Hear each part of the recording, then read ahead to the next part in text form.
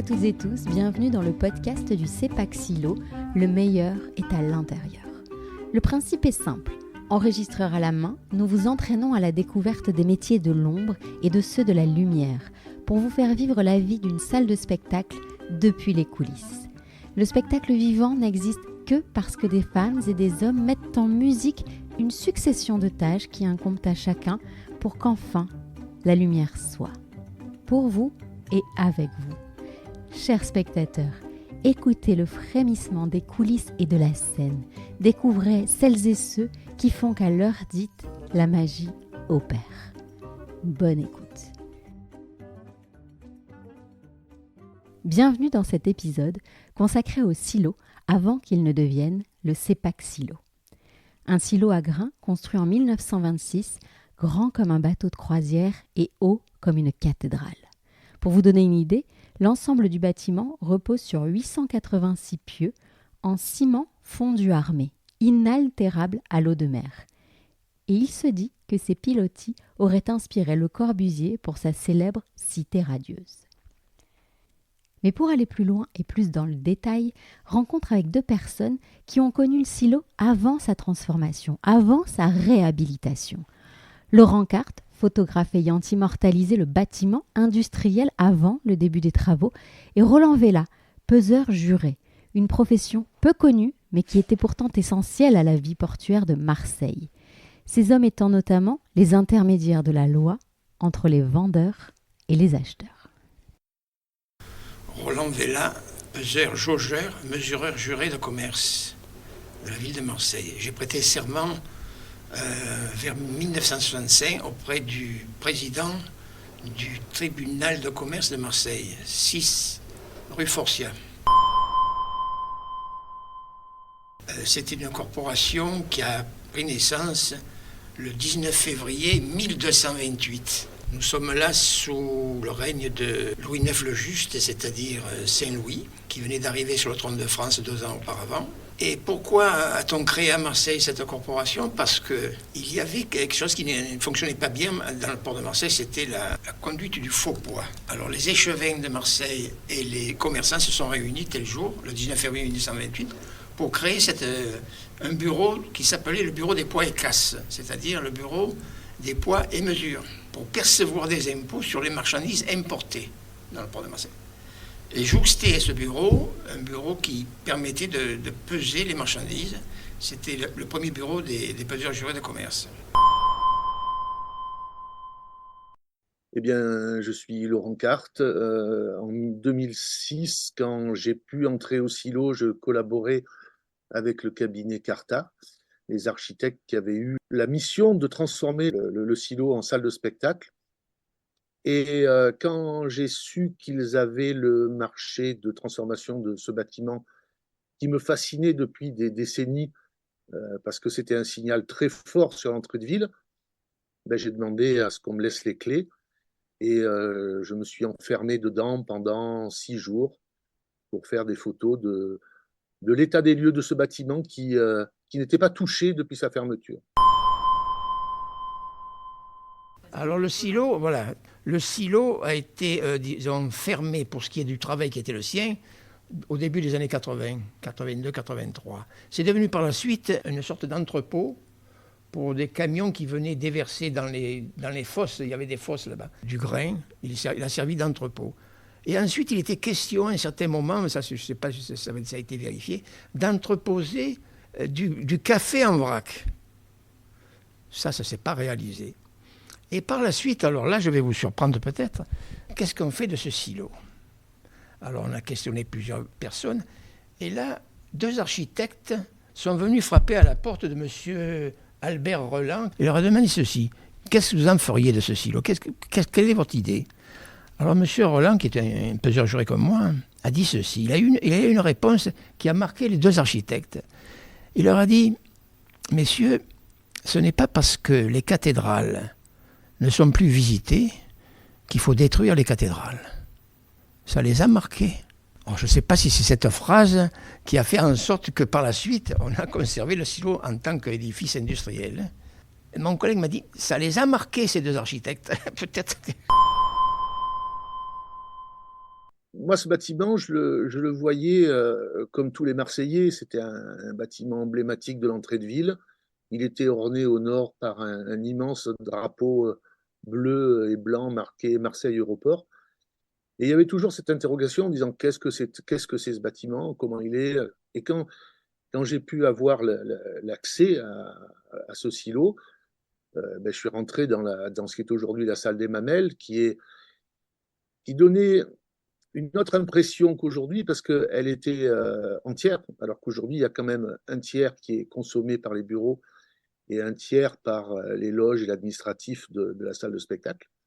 Donc on était dans cette cathédrale, j'étais seul en fait dans cette cathédrale de béton, ouverte sur la ville d'un côté, ouverte sur la ville de l'autre, et qui était par chance complètement protégée des destructions qu'on peut voir sur des sites urbains à l'abandon.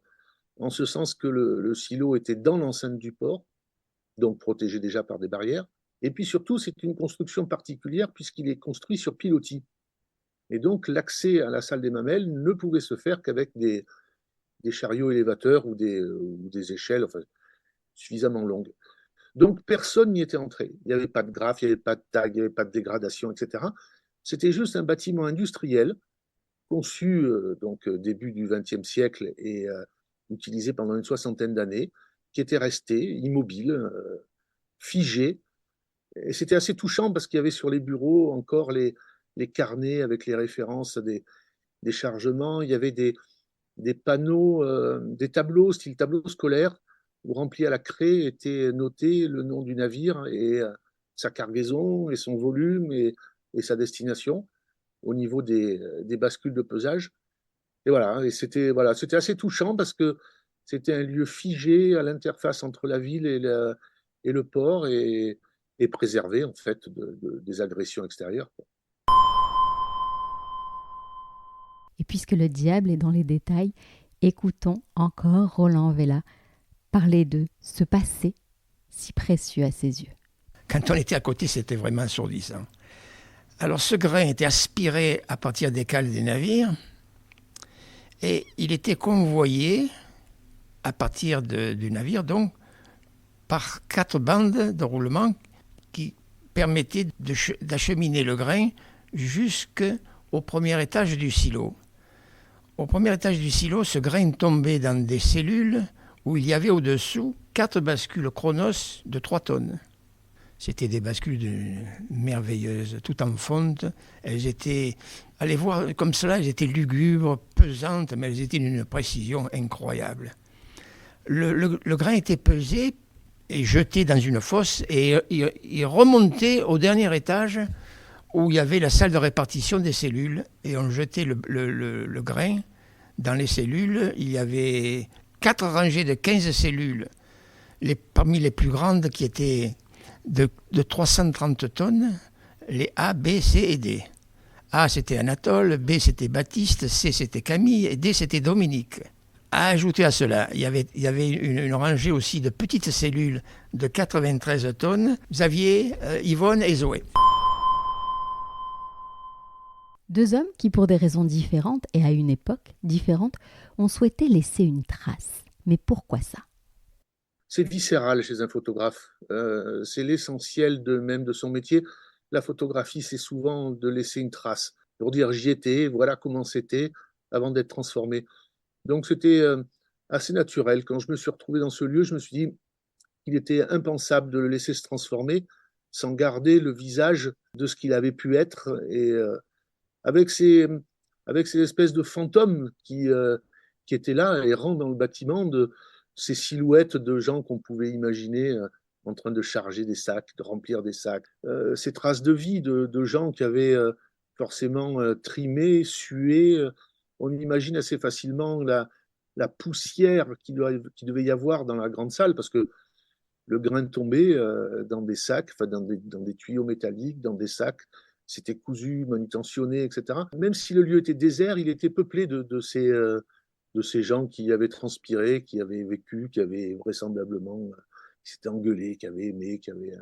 Alors là, je voudrais en parler pendant des siècles là aussi. Pourquoi ? Parce que j'ai eu l'immense privilège, entre guillemets, de fermer le bureau du pesage. savez ce que ça veut dire, ça? Après 8 siècles d'existence. Alors j'avais la rage, je pleurais, on était deux. Vraiment, ça nous a marqués. Et je me suis dit, il faudrait que je laisse une trace de notre passage. Je vous le répète, ça n'a jamais été fait, ça. Et donc, je suis allé frapper à la porte de plusieurs de nos collègues. Je leur ai dit, dites, dans vos tiroirs, vous n'auriez pas quelques photos subjectives pour essayer de faire en sorte de créer un livre? Ils m'ont tous répondu, oui, nous avons quelque chose. Alors pourquoi je fais ça? Parce que je me suis dit, c'était une façon de répondre à la fermeture de notre service. C'était quelque chose qui m'était resté en travers de la gorge. Et puis bien sûr, ce qu'on a envie de savoir maintenant, c'est ce qu'ils en pensent de la réhabilitation. Quand on a connu le bâtiment avant, forcément, ça doit faire un truc. Lorsque la salle de spectacle a été finie, on a assisté à l'inauguration, je n'ai pas eu de sentiment antinomique sur le avant-après, parce que j'avais suivi cette transformation de très près. C'est différent. Moi, ce que je trouve assez sympa aujourd'hui, c'est que quand même, on retrouve un peu l'esprit du lieu. Et la transformation de la tour nord, qui était autrefois dédiée à l'élévation du grain, aujourd'hui, elle se retrouve dédiée à l'élévation des visiteurs et des spectateurs du spectacle. Donc, on a cette tour nord qui bon, elle transporte pas du grain, mais elle transporte des gens. La salle de spectacle qui fonctionne bien, qui a une acoustique phénoménale et qui est d'une jauge intéressante, je trouve, pour la ville, quoi. C'est vrai que c'est un très beau lieu. Voilà, ça reste un très beau lieu et encore empreint de ce poids industriel. Le fait que ça a été réhabilité de cette façon-là, c'est clair que ils sont partis d'une base qui était réelle, qui était magnifique. Ils en ont fait un bijou. Ça, c'est vrai. Et ça, c'était indiscutable. Et ça a été une excellente idée, franchement, parce qu'on en avait besoin finalement d'un théâtre de 1000 places. Ça n'existait pas, mais je crois.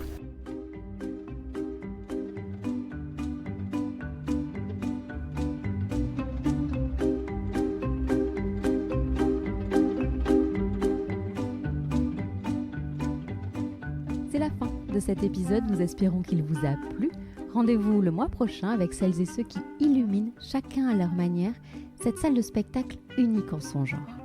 D'ici là, n'hésitez pas à partager cet épisode, à en parler autour de vous, à vous abonner et surtout, faites-nous des retours. Et pour jeter un œil à la programmation, c'est sur le site internet que ça se passe, www.cepacsilo-marseille.fr.